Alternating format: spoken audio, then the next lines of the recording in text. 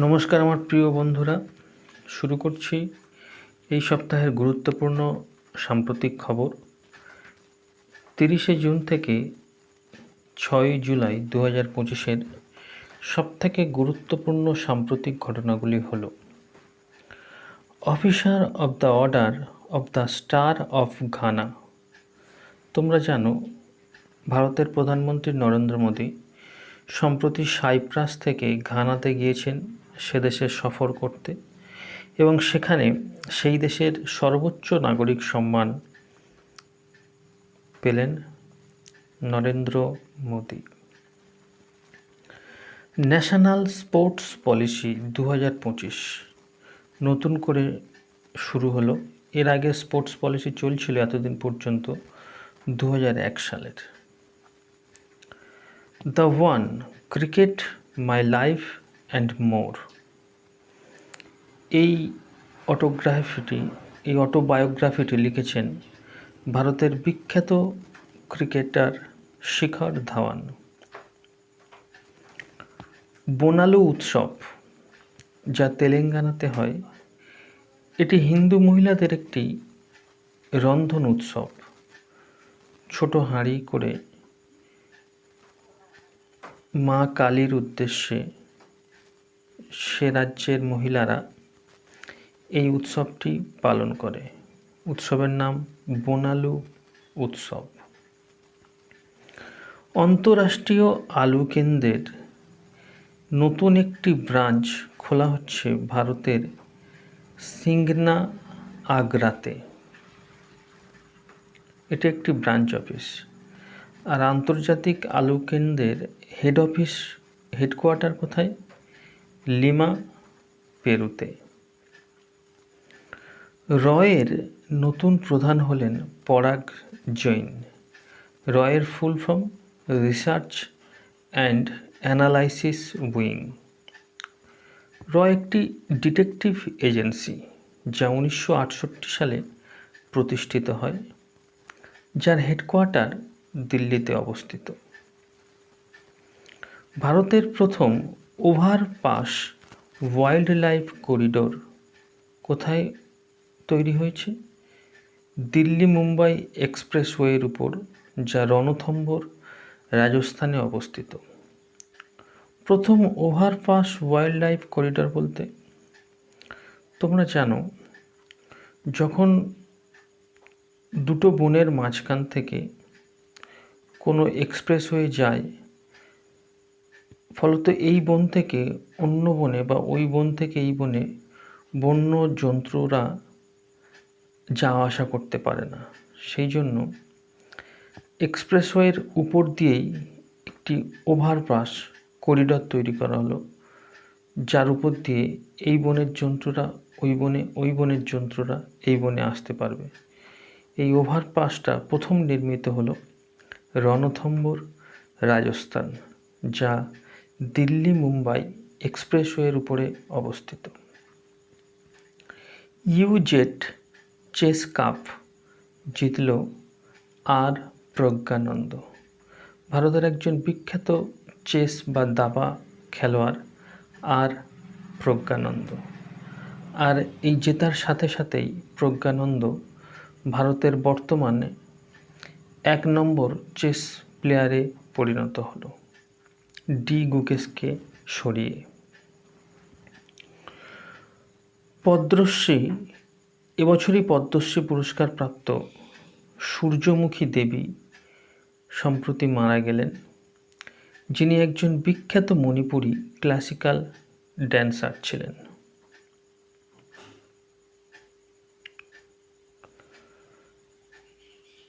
প্রথম ভারতীয় মহিলা ক্রিকেটার হিসাবে টেস্ট, ওয়ানডে এবং টি20 তিনটে ফরম্যাটেই সেঞ্চুরি করলেন স্মৃতি মান্ধানা। নামটা লেখা নেই, কি নাম? স্মৃতি মান্ধানা। সম্প্রতি ইংল্যান্ডের সাথে যে টি20 সিরিজ হচ্ছে, সেখানে তিনি এই কীর্তি গড়লেন প্রথম ভারতীয় মহিলা হিসাবে। নামটা আবার বলছি, স্মৃতি মান্ধানা। আচ্ছা, তোমাদের কাছে প্রশ্ন, বর্তমানে ভারতীয় মহিলা দলের ক্যাপ্টেন কে, আর পুরুষ দলেরও ক্যাপ্টেন কে ক্রিকেট টিমের? সিবিডিটি এর চেয়ারম্যান হলেন, অর্থাৎ চেয়ারম্যান ছিলেন, তার কার্যকাল আবার 1 বছর বাড়ানো হলো। কি নাম তার? রবি আগারওয়াল। সিবিডিটির ফুল ফর্ম কি? Central board of direct tax. এই ডিপার্টমেন্টের সভাপতি রবি আগারওয়ালের কার্যকাল 1 বছর বাড়ানো হলো। হুরুন গ্লোবাল ইউনিকর্ন ইন্ডেক্স 2025 অনুযায়ী ভারতের র্যাঙ্ক 3।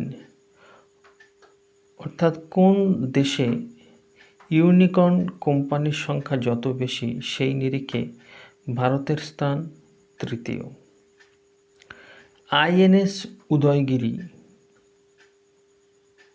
যা একটি যুদ্ধ জাহাজ, যা প্রজেক্ট 17 এর মাধ্যমে তৈরি হলো, এটি কোথায় তৈরি হলো? মাজাগাঁও, মুম্বাই শিপ বিল্ডার্স লিমিটেডে। Management effectiveness evaluation MEE index অনুযায়ী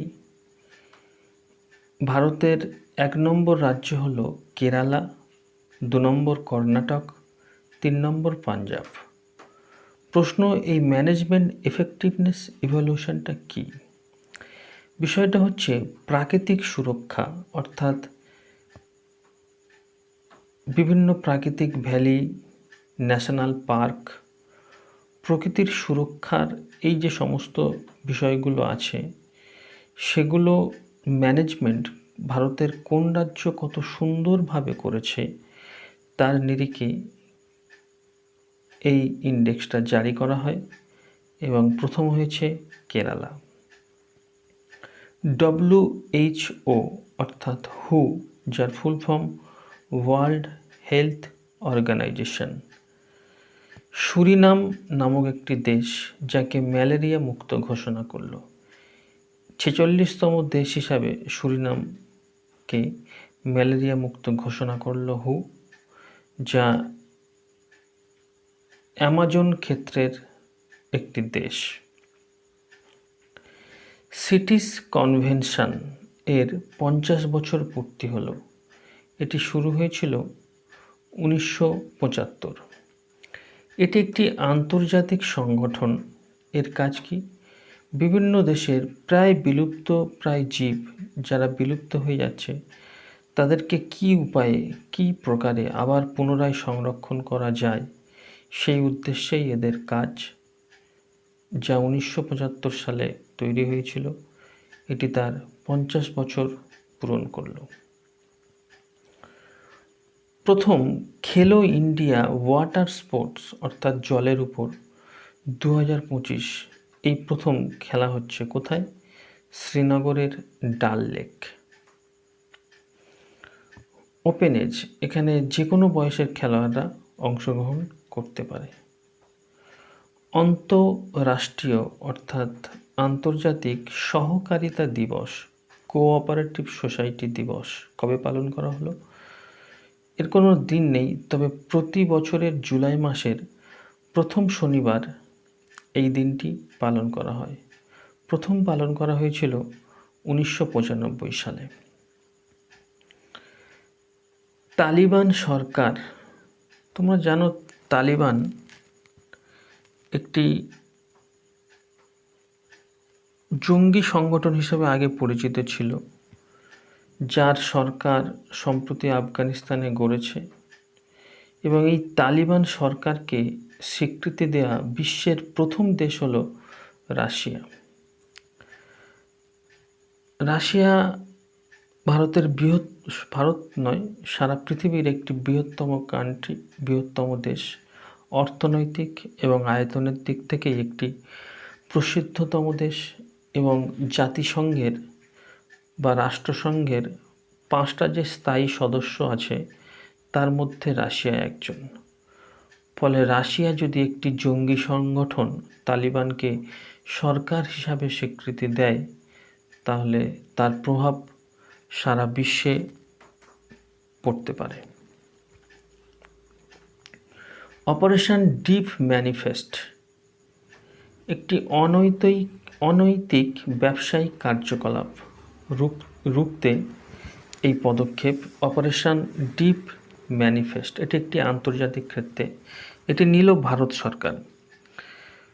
ভারত তার প্রতিবেশী দেশ মূলত পাকিস্তানকে উদ্দেশ্য করেই এই অপারেশনটি। পাকিস্তান এবং বাংলাদেশ ভারতের মধ্যে দিয়ে বিভিন্ন অন্যান্য দেশে বিভিন্ন অনৈতিক ব্যবসার কার্যকলাপ চালাচ্ছিল, সেগুলো বন্ধ করার উদ্দেশ্যেই এই অপারেশন ডিপ ম্যানিফেস্ট।